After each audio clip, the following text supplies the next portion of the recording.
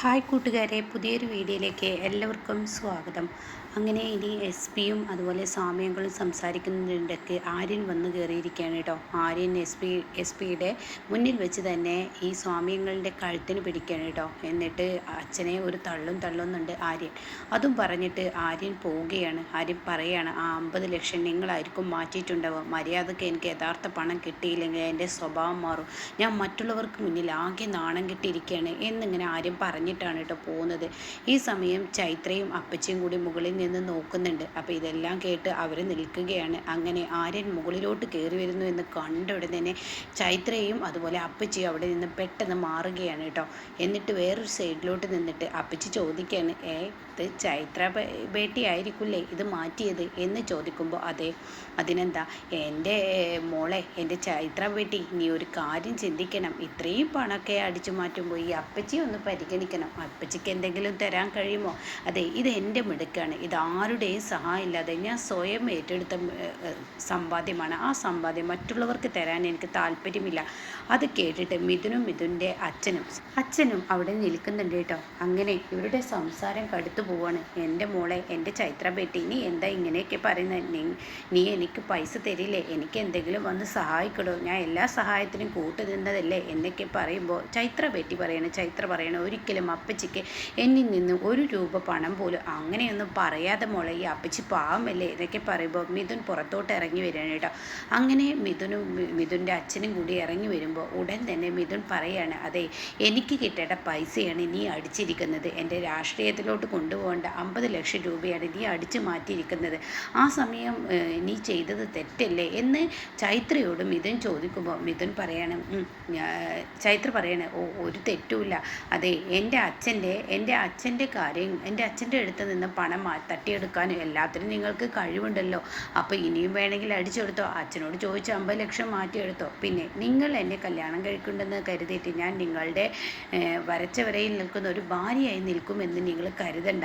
ഞാൻ എൻ്റെ ഇഷ്ടത്തിനാണ് നടക്കത്തുള്ളൂ. അത് മിഥുൻ ചേട്ടൻ ഒന്ന് ഓർക്കുന്നത് നല്ലതാണ്. അപ്പോഴേക്കും മിഥുൻ വീണ്ടും വിളിക്കാൻ കേട്ടോ, ചൈത്ര നീയൊന്ന് അവിടെ നിന്ന്, അതെ, എന്നെ ഉപദേശിക്കാനോ എൻ്റെ പണത്തിൽ കൈയിടാനൊന്നും വരാൻ നിൽക്കേണ്ട. അന്നിപ്പോൾ ബാംഗ്ലൂരിലോട്ടോ ഡൽഹിയിലോട്ടോ എന്ന് പറഞ്ഞ് മിഥുൻ ചേട്ടൻ എങ്ങോട്ടോ പോയല്ലോ. ഞാൻ ചോദിച്ചോ മിഥുൻ ചേട്ടനോട്? ഇല്ലല്ലോ.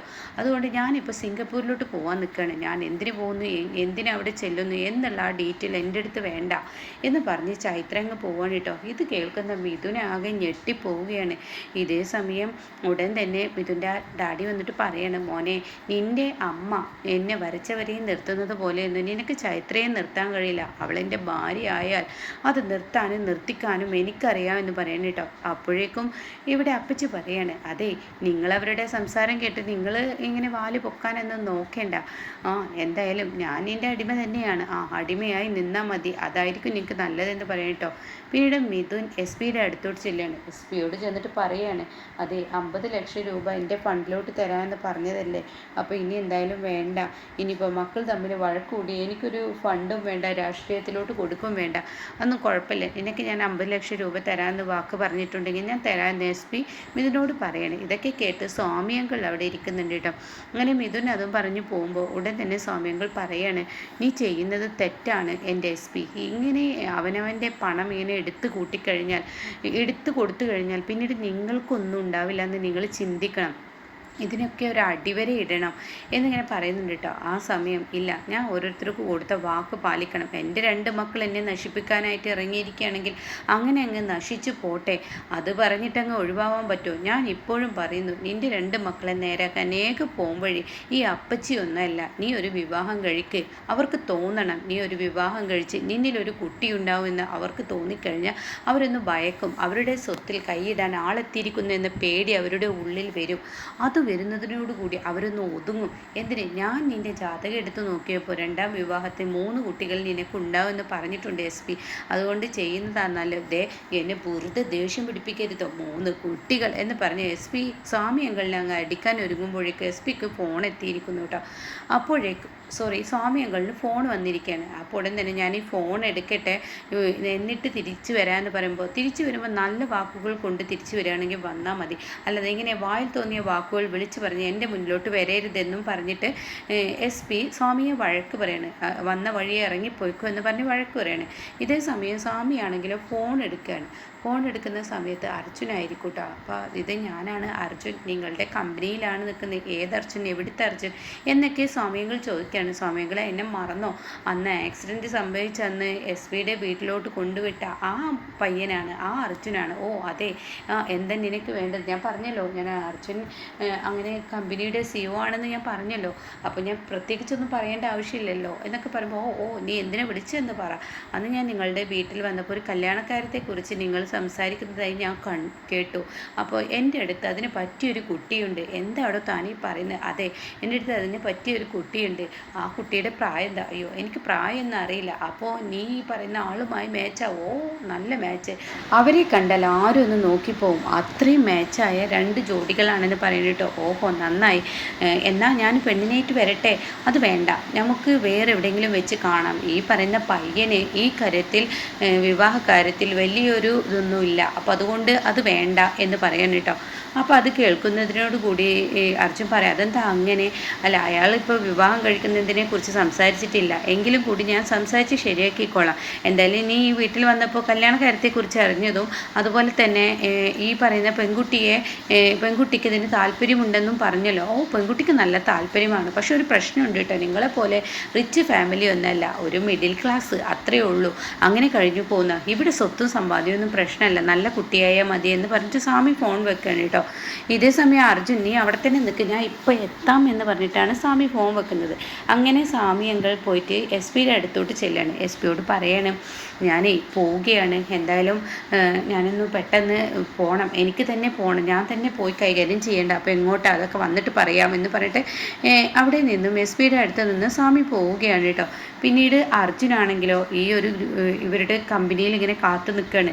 അപ്പോൾ സ്വാമികൾ വരുന്നുണ്ടെന്ന് കാണുമ്പോൾ, പറഞ്ഞോളൂ, എന്താ വേണ്ടിച്ച് പറഞ്ഞോളൂ, SR ഗ്രൂപ്പിൽ ഞാനുണ്ട്, അവിടെയാണ് ഞാൻ നിൽക്കുന്നത്, ഞാൻ അർജുൻ കമ്പനിയുടെ CEO ആണ്, നിങ്ങൾക്ക് എന്ത് വേണമെങ്കിലും ഞാൻ ചെയ്തുതരാം എന്നുള്ള പൊങ്ങച്ച സംസാരമാണ് കേട്ടോ അർജുൻ്റെ.